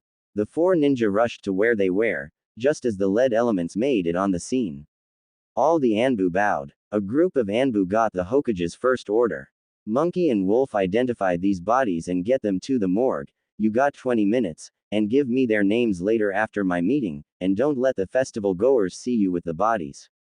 Dog, get me Rado Namashi, Genma Shiranui, and Tiger here this instant, and when you come to my office, stay. You as well, Cat, after you fetch Shikaku Nara, Aoba Yamashiro and Anko Mitarashi and bring them to my office, they bowed before shunning away. The aged Hokage then addressed a tuna-masked Anbu. Tuna, bring me Genin Kosuke Maruboshi, Chunin Manabu Akado, and Dr. Daichi Yuhara to my office. Tell Kosuke-san and Manabu-san it's about their granddaughter and that she is okay. Then you stay as well. Like the others, he bowed before shunning away. The Hokage then turned to the others and looked around. Horse, you will remain at the alley entrance and no one gets entry after I leave. You may go after the last body is cleaned and you clean the area. All Chunin can leave, and all Anbu and Junin will be on call for 24 hours. Spread the word, except the elders and clan heads. Dismissed. The old Hokage yelled. All the ninja left immediately, leaving him in the clearing with the horse Anbu guarding the entrance as the monkey and wolf reappeared quickly, took a body, and shunshined away again. The third turned to a once again panicked Hiyashi. Let's head to my office, I'll explain there. Hiyashi nodded. They started running along the rooftops. They made it halfway to the Hokage's office when a flash of smoke appeared in front of them and were instantly on guard. They sighed in relief when the smoke cleared and showed a small old-looking green toad with a red and white vertically stripped snow hat and scarf, and black circular glees. Hi, I'm Waldo, and Master Jiraiya has told me to inform you that the 3 children that you are looking for have ended up into a protected waterfall, and the 2 others not of the legacy are shook up, but okay, and that the legacy is being taken care of by a doctor and that Jiraiya himself will bring them back when he heals, as well as giving you a full report on his actions in this incident when he returns. What should I tell him? Hiyashi let out a sigh of relief, and the same time so did the old Hokage, who in turn looked at Hiyashi, at the same time thinking he could help his old friend and counterpart Osumu in Takigakure with his slight money problem. Getting the hint, Hiyashi said, it is fine if it's Jiraiya-sensei is protecting them. My daughter wanted to explore anyway, and if there are Kumo nins still hunting for a free Hyuga, she will be safer with him, so the decision is purely yours, Hokage-sama. The Hokage nodded and addressed the toad summons. Waldo-san, tell Jiraiya-kun that is a fine and agreeable course of action and that the Hyuga clan head also agrees, but to not come back until the legacy is fully healed and alright, as well as that we will be sending a sum of money by Kakashi soon that is going to help him in Waterfall for all expenses, and to give them all the money no matter what, and not to leave until he gets there. Plus that Kosuke and Manabu should be fine with this course of action as well. The old green toad bowed with a, will do, and puffed back to Jiraiya. With that, we got a meeting to get to Hiyashi, so let's inform the others, spoke the Hokage with relief in his voice. Hiyashi nodded and they started running again to Sarutobi's office. Before they walked into the door, the Hokage summoned a hidden Anbu and told him to send word that the on-call Junin and Anbu alert order be cancelled, and also told his secretary that she could go home for the day. When the Hokage and Hiyashi walked into his office, all the people he asked for were present and accounted for.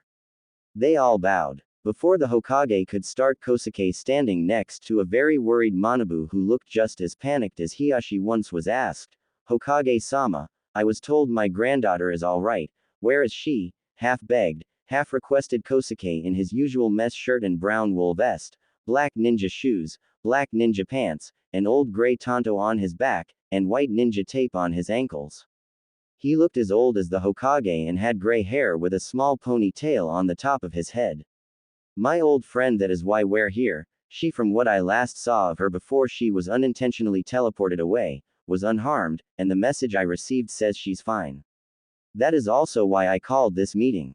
That's why I called you all specifically here, explained the Hokage with a determined yet neutral face. Now Anbu, demask yourselves, I'll activate the privacy seals and close the windows.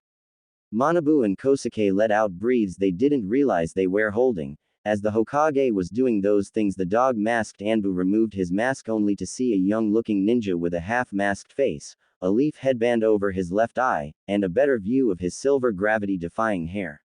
The purple-haired Anbu Kunoichi removed her cat mask to show a pretty young female ninja, with matching purple eyes. The burly tuna-masked Anbu removed his mask to show a male in what appears to be his early 30s. He was bald, had a small scar under his left eye going diagonally down to the middle of his cheek, tall, no eyebrows, and a small but pointed dark brown pencil-thin mustache. He pulled out a gray ninja headband and started putting it around his neck, but during the whole thing he looked calm and curious.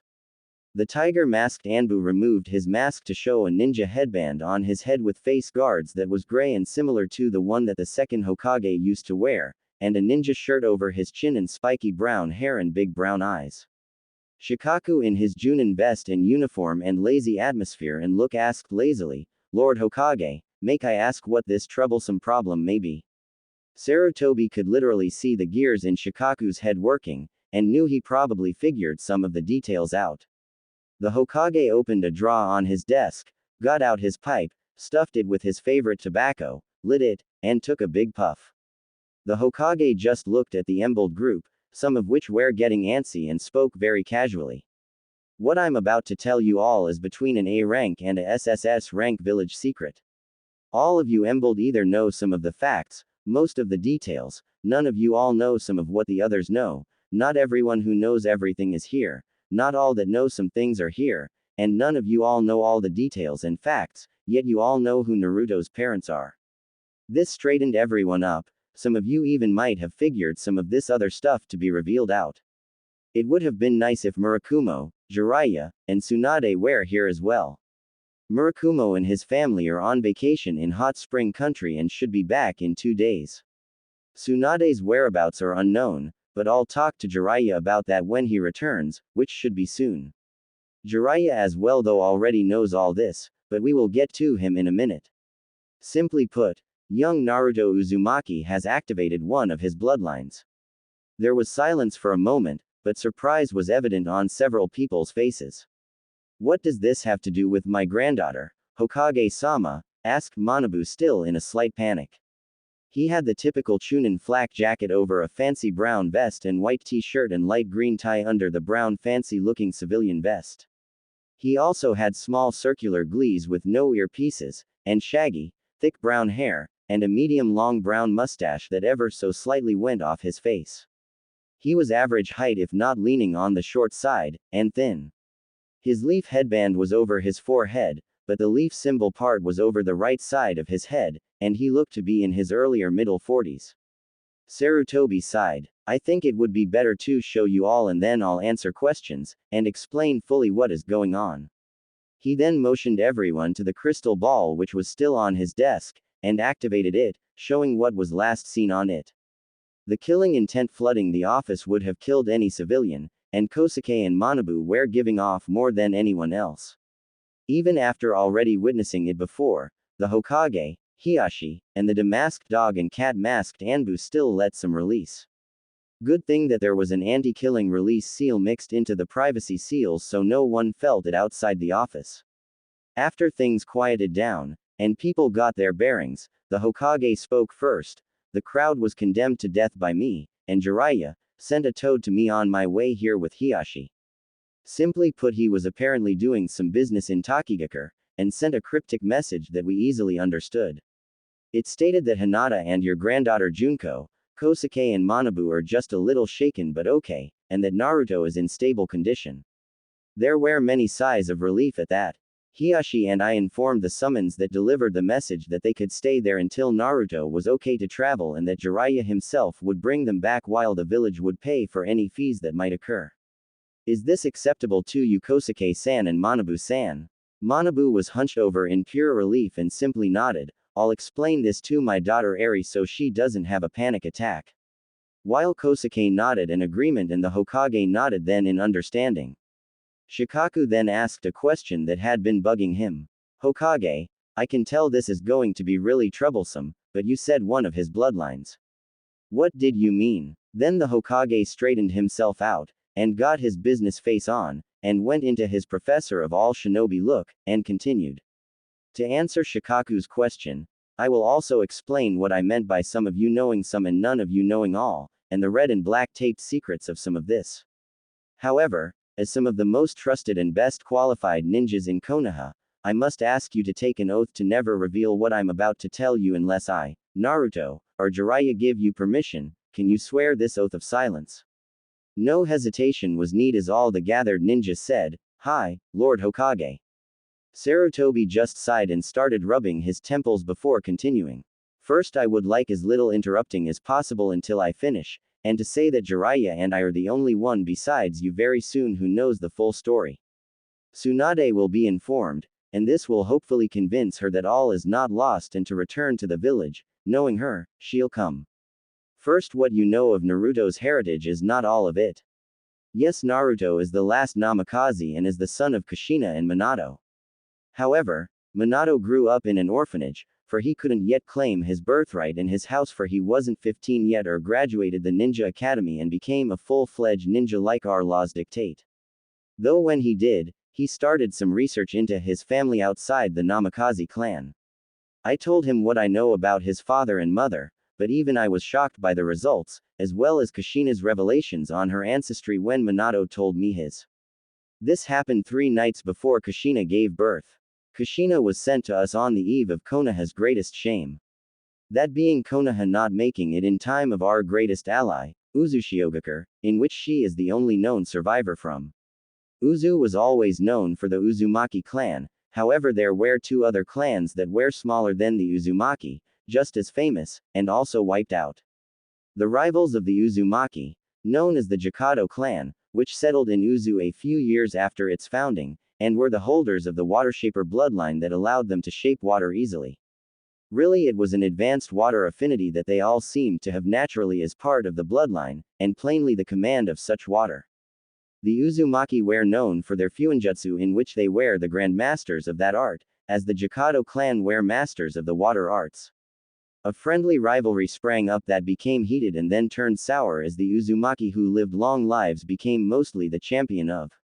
One day, about 39 years before Konoha was formed, a very small nomadic clan of samurai falling on hard times called the Yamafuji clan, was almost overwhelmingly attacked by bandits.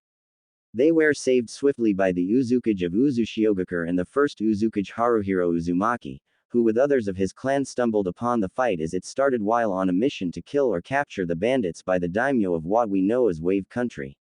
Neither the Yamafuji nor the Uzumaki had a single causality. The Yamafuji, which is the only known samurai clan to have women in its ranks and were really a samurai and ninja hybrid clan. Noting that fact in their ragged and desperate state, Haruhiro offered to let them set up a clan in Uzu, land, and money to get back on their feet. Yori Yamafuji, the clan head at the time as well as the other members of the clan were so thankful for the offer and saving their lives in the surprise attack, that they stubbornly offered to become the Uzumaki clan bodyguards as an eternal thanks for what they did. At this point the Sarutobi laughed before continuing in mirth. The Uzumaki were also very stubborn and didn't want the extra protection and explained that they were a bigger clan than the Yamafuji could protect. Still not giving up on their honor, they explained, they reproposed to the Uzumaki, that they would in turn just protect Haruhiro, who despite being the Uzukage was also the clan head of the Uzumaki and part of the main family as well as the daimyo, and simply be bodyguards to the main family of the Uzumaki.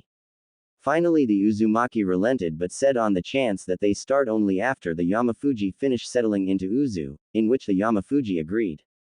The Hokage took a breath and continued, noticing his shocked audience in detail for the first time.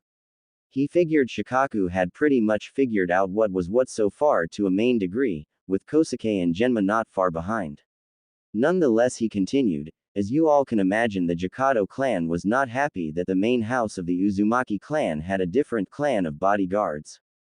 There was no sign of a civil war, but the small island country definitely hit a rough patch. The Jakado clan's clan head Denjiro, who was an elderly man, decided to fix things with a proposal. He was very sly and knew that Haruhiro's grandson Toshiya and his daughter Hisako, a main family Jakado member, were seeing each other in private and did not like the way things were going in the country with the rough patch. So he decided to offer his daughter with the agreement of her and Toshiya to combine the families, and with accordance with Yori Yamafuji. If the main 2 families were united and swore an oath of non-aggression and pure peace, then the now restrengthened Yamafuji clan would be honored to protect both main families. All clan members of all 3 clans accepted, and Hisako and Toshiya were married happily. The families became really close and started a game and party night every 4 months with all 3 clans can attend. Peace on the island nation reigned then on for years, and after Toshiya's uncle Heiji retired as the second Uzukage, and Toshiya himself took up the title, Hisako gave birth to a girl named Kushina. The whole island celebrated, and a few more years passed, and peace continued to bloom, until they were attacked by the combined forces of Iwa, Kumo, and Omegakure. We first got word of their plight when a young male samurai lieutenant from the Yamafuji named Ishio came bearing a letter of help. We tried to talk him into staying, but he wouldn't listen. He said he was honor-bound to go back. Not long after that, Kushina came with all 3 clans' scrolls, important documents, list of all Uzushiogakure residents and ninja, and all 3 clans' entire wealth, and the 4 sacred weapons of Uzushiogakure, a plea for help, and some personal documents and letters, and instructions on the wealth. We were going to help them when the next day Iwa and Kumo attacked Fire Country, and we were forced to turn them back and watch Kiri's border as they sent random attacks toward everyone. As far as we know, only Kushina was the only survivor of Uzushiogakure. She was literally the princess of Uzu by Uzushiogakures laws, and was the last of 2 clans. She herself had the Watershaper bloodline, but rarely if at all used it, and instead used her water affinity with her prowess in Kenjutsu that even the famed Yamafujis were impressed by. What is also not common knowledge was that only the main house of the Uzumaki, in which Kushina was the heir, had the Uzumaki duo bloodline. All Uzumaki had the bloodline of a fast healing factor and long vitality, but only the main house is known to have that in chakra chains, and Naruto is her son. It took some of the room who wasn't at the mob scene a minute to fill in the blanks. Some got it immediately, and even the one at the mob scene where God smacked. Genma, who was in his usual attire of a blue bandana with a leaf headband, and blue ninja cargo pants, and Junin flak jacket, and had brown hair, and wearing blue ninja shoes, the typical leaf ninja Chunin and Junin clothes minus the headband, was so shocked that the Senbon needle in his mouth fell out and landed on the floor, and was the only noise heard for at least 2 minutes. Rado, who had what looked to be a burn scare plastered on the right side of his face, and similar attire to Genma, and had brown spiky hair, Aoba dressed in tradition Konoha Junin outfit, and red-rimmed sungles on his face, and Anko, who was wearing her tan trench coat, over a mesh shirt, black Anbu pants, and blue ninja shoes, were gaping like fish. Aoba's glees almost fell off his face. The other people there had equal shock on their faces, which made Sarutobi chuckle a bit and wish for a camera. Especially concerning Hiyashi, Haro, Aoba and Shikaku's faces, 4 men known to never lose their cool. Finally, the once cat-masked Anbu named Yugao Azuki spoke up. Are you saying that Naruto's got the bloodline of Kushina-sensei and the Jakado clan on top of the Hiraishin? I didn't even know the Hiraishin was a bloodline. Sarutobi nodded, causing a new round of gawking, but he wasn't finished yet. We'll get to the Hiraishin in a minute, but no, he has one other bloodline as well. He has a very high chance at having the Mokuton ability as well, Sarutobi threw out there with a sigh, before he started counting in his head. 3, 2, 1. What? Yelled out practically all the room. After another brief pause, the once tuna-masked Anbu named Haro Amaki had to ask, are you sure, Lord Hokage, and how does he have that? Before Sarutobi could answer, Shikaku spoke up again. It was one of Minato's parents, wasn't it? All eyes turned to him, and he seemed still lazy but with an atmosphere of surprise and shock around him as he continued. It was probably his mother from what I can put together, am I right, Hokage-sama? The third nodded while then continuing the story. Yes, Shikaku, the Senju clan head after Tobarama-sensei, Kiyoshi Senju didn't like that Toki Senju's daughter Amaya Senju married into their rivals the Namikaze clan, and though didn't disown her, hushed it up. Both clans were very small by this point, and the Namikaze didn't want to start something and didn't feel like rocking the boat, I could say, and said nothing of the fact that Amaya came form the Senju clan. Amaya married the then Namikaze heir, Shohei Namikaze, and they eventually had Minato. Amaya was a younger cousin of Sayuri Senju by 15 years, and Sayuri was Mito's daughter. Sayuri had 2 children named Nawaki and Tsunade. So in a nutshell, Naruto is Tsunade's cousin and his aunt, and Minato didn't find out until 3 days before Kushina gave birth due to a wide-range circumstances. The silence in the room was longer this time, but then Shikaku took the floor again. How do you know he's got those bloodlines, Hokage-sama? The Hokage then motioned for Dr. Yuhara to speak up, in which he picked up in an instant, while all eyes turned to him. He was very short, had black hair with gray highlights, a doctor's coat over a Junin vest, and black Anbu medical core pants, which looked like normal Anbu pants but with more pockets, and black ninja shoes, and a stethoscope over his neck. He looked to be in his early 50s. A lot of this is new to me, but I knew Naruto's whole heritage. I'm the Hokage's personal doctor. I'm also been ignored that same title to Naruto Uzumaki. Minato, in case he died, left a letter addressed to Sarutobi with a blood seal that would only open for him or Jiraiya. The letter had instructions on part of it, as all I was informed on his heritage to test for potential bloodlines on the secrecy of death. I found that he does have the entire Uzumaki bloodlines, the Hiraishin bloodlines fast travel, and the Jakado bloodlines water shaper. After the first Hokage Hashirama, there has been no one else with the Mokuten ability. Tsunade only had a 13% chance of having it, if that, and equal chance to pee it on if she had kids. Nawaki before he was Kia had a better chance with 67.1% to pee it on but more or less same chance to have it.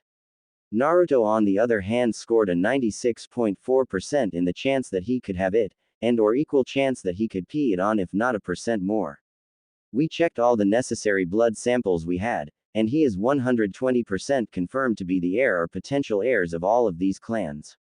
Genes don't lie. Normally bloodlines don't mix like this, but through my independent study approved by Hokage-sama I found that the Uzumaki genes seem to allow multiply bloodlines to be added on to a person. The Uzumaki clan was huge, and it was very rare for a member to marry outside the clan, but there wasn't a rule against it. They just didn't do it much, and as far as we know Kushina was the only one to be the child of an Uzumaki and an outside bloodline wielder. On the other hand, we still don't know if he definitely has the Mokuten as an ability yet, for that is a rare if not tricky to be sure about, for the Senju were very secretive and only Tsunade can tell us and or let us have access to the Senju clan scrolls on such an event. She left though 2 years before Minato did his wonderful but solemn 1 year in office, he finished with recollection in his eyes. After a brief moment of silence the once tiger-masked Anbu named Tenzo Yamato who during the good doctor's talk, people in the room were periodically staring at spoke up.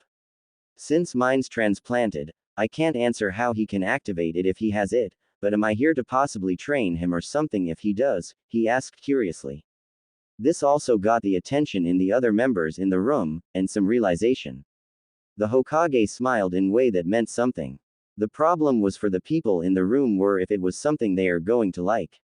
The Hokage started to chuckle before composing himself once again, and speaking seriously yet started out regretful. I have failed Naruto, I really have. That does not mean I have to continue with that path. None of you here are Naruto haters. Though the village has scorned him and doesn't know the difference between the tea and the cup. The legacy he has is great, yet he despised while his family is glorified. So I as your Hokage am asking not ordering you all, some of the most trusted ninja in the village to help an old man out. Jiraiya will probably make amends with Naruto in his own way, but for me, I'm asking you for help with Naruto, and in extension you will be helping him by training, keeping an eye on him, support, and political help and pull, but my question is will you grant it? This threw people in the room for a loop of surprise. The Hokage realized he couldn't do this alone and was asking for help. Kakashi was first and said with his patented eye smile, "Hi Hokage-sama." Others followed suit with Shikaku, then Anko, and all the way down the line all with grins and smiles. The Hokage nodded and said, "Thank you all, we will change this village for the better and with the will of fire." Now I'm umming that since the Namikaze clan is still alive with an air that the Hyuga and Nara clans are still clan allies. This got a nod from Hiashi and lazy nod but with a smile from Shikaku. Good, then that may help us in the long run. Now if Naruto does get the Mokuten, I would like Tenzo to train him with it. That will be done in secret, as will most of the training that takes place. I don't want that stick in the mud Danzo getting Naruto or people in general finding out about his abilities. They should come out gradually or until Naruto becomes Chunin. I will announce it and his abilities if he so desires after he makes Chunin. I have no doubt that the moment we ask Naruto if he wants to become a ninja, he will say yes. That got a round of chuckles from some of the others in the room. I will be paying all the trainers continuous C rank pay and a letter of accommodation after acceptable completion for ongoing training for Naruto. If Naruto doesn't have the Mokuten, Then Tenzo will become the I stand to Kakashi in training Naruto in basic ninjutsu, genjutsu, and taijutsu, and you two can plan accordingly. Also Yugao, if you would be so kind to teach him a weapon if he wants, that would be great as well. I do have his family's sword. The three nodded, while Yugao looked the happiest the Hokage or anybody has ever seen, and then Sarutobi turned to Haro. Haro, I would like you to teach him Fuinjutsu, as the Anbu Fuinjutsu specialist, and ex-commander of the Konoha Bearer Corps. He doesn't seem to have a lot of patience, but both his parents were Fuinjutsu masters and it is in his blood, and so it pretty high odds that he has skill in it. You will also be working with Kakashi and Jiraiya on that. Anko, you will eventually teach him survival skills and traps, I-Nation, and anything you deem fit for him since you're the best at those fields. You also could eventually help Tenzo and Kakashi with basics and fitness. He got two nods and an evil smirk that was not missed by anyone, though no one, not even the Hokage, wanted to comment on. Now for Aoba, Rado, and Genma, I know you are the only ones left in Konoha who know a duplicate form of the Hiraishin. Most people don't realize that the Hiraishin is a bloodline. Hell, I'd eat my hat that no one in Iowa even knows that. If I recall correctly, it takes two of you, since you don't have the bloodline, to move one of you and all three of you to move a person or object long distances. The Hiraishin works as a bloodline, as a space-time ninjutsu first found in Minato's grandfather Junichi. It works like a teleportation, but you three and the fourth found a way around that to let you guys use it, am I right? And explain the rest please, if you can. They nodded to each other before Rado spoke. The fourth told us not to say anything about it unless it was in your company, and it was about Naruto, but I think these are unique circumstances and he probably wouldn't mind. What Genma, I, and Aoba use is an artificial form of the Hiraishin, you could say reverse engineered. It's not a true Hiraishin and it takes two or three of us depending on the situation. The fourth found it acceptable to teach Genma and me this so that we could help him in battle and for protection and fast travel to his location, and similar ideas. He taught us a well-guarded seal that destroys itself when we are done with it. It's more of a teleportation jutsu with a yellow flash. Genma here feeds me chakra and I add his and some of mine into the seal that the fourth taught us to make, and it teleports me to the location of a sister seal to the one we have. From point A to point B, pure teleportation. The yellow flash was added to the seal by the fourth so no one would guess it's a bloodline. That's also why he had weird kunai. The kunai also stuck to the ground better and had better hand-to-hand capabilities than traditional kunai. He told us that his father and grandfather couldn't master the bloodline, so no one but his clan really knew it was one. People Yumed, it was a jutsu of great proportions. Minato made this seal purely so he could get anywhere, especially places that he can't see. Genma took it from there, now with another Senbon needle in his mouth. Not seeing something is the flaw with the bloodline. So you have to add your blood to the seal to get it to work. Blood seals are more powerful than ink and that really helps. It sends an unbreakable and invisible chakra feedback to the person who activated the seal, even if they themselves didn't throw the seal. The reason it takes two of us is because one person has to hold point A while the other heads to point B. The fourth explained to us that it was a bloodline simply because the Hiraishin messes with that person's chakra to tear open a space between spaces and teleport to that point that they sense even if they can see it. It literally opens up the space-time barrier, but you can't go back in time. The fast travel bloodline also makes that person point A, so it doesn't need to have a second person to help you. Minato-sama told us that there will most likely always need a seal to help you navigate the space-time barrier, but a true master of the bloodline could transport to the places that he or she knows best without the seal. Also, being fast helps to transport people or things outside of us. Since we three were the only ones that had that ability added to the seals, all three of us have to hold on to ourselves around that person or object and put the seal on them and direct them to the other seal. It's teleportation at its finest, but only used in emergencies since most of the seals are gone and it takes a lot of chakra. After he finished, there was a look of awe on everyone's faces. No wonder no one was as good as you at it, Minato, or besides these three have ever truly mastered it, the Hokage thought. Then he turned to the still awed and thinking group and addressed them. For the record, that explanation is most likely written down to similar effect in the Namikaze clan scroll, so that is private. I would like you all to understand that. Now Kakashi, you will at some point in time need to put Naruto's speed up at some point as a priority, and Genma, Aoba, and Rado will teach Naruto the Hiraishin when the time comes. They all nodded while Genma, Aoba, and Rado looked really pleased. It wasn't much known, but Genma, Aoba, and Rado were the unofficial students of the Yondaime and had the highest respect and devotion for him, and were also good friends of Kakashi through it. To get a chance with Kakashi included on this, to teach the Yondaime's son his dad's stuff that they taught him, was the biggest honor that they could have gotten. Lastly, the Hokage turned to Kosuke and Manabu. You two are part of the same family. He started getting Kosuke's and Manabu's attention. Better odds than not he will need some guidance here and there as advanced knowledge you two poses would be great if you guys gave him tips here and there and you can train him on your downtime if you'd like. It would also be nice if he could have a home to have a nice dinner at here and there since I will invite him over to mine, but it just so happens that the apartment building that he owns is right next to your home. So if you could keep an eye on him for me with your daughter that would be nice. Manabu and Kosuke smiled and nodded, but it was Kosuke who spoke. For Naruto, anything, he saved my granddaughter and protected his friends, I will do what I can. Sarutobi nodded before turning to Manabu. He'll get the same treatment as our daughter, like you we gained a grandson. Sarutobi chuckled at that, before drawing it to a close. Now we can show the village what Naruto could really possibly do, despite their ignorance. Now Naruto has some political backing, and some good trainers, watchers, and guardians. Hiashi and Shikaku, I will be sending you a summons when Murakumo returns, for I will fill him in on this. Kakashi, I would also like for you to come back here in 2 days, for I have a B rank mission for you. Yugao, I will talk to you in morning, be here please at 10 a.m. I'll send you all memos when it's time for your teaching sessions, that as long as it won't kill him and isn't too lax, you're free to do at your discretion. Now it's late and he stopped when he noticed Hiashi had his hand up and was white as a sheet.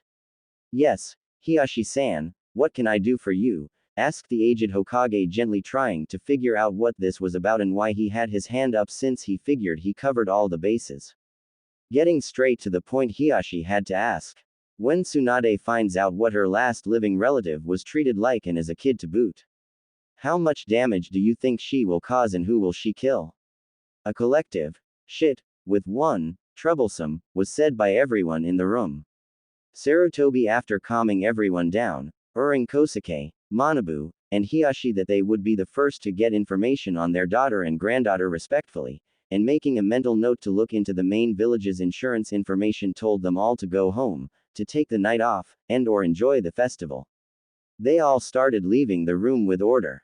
Not before Shikaku asked who would like a drink after that story, in which Kakashi, Rado, Genma, Haro, Aoba, Dr. Yuhara, and Tenzo agreed.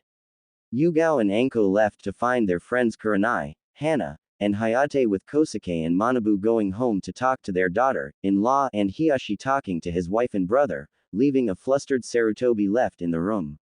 Sighing with the thought, that went better than expected, now to keep Danzo and the council on the down low.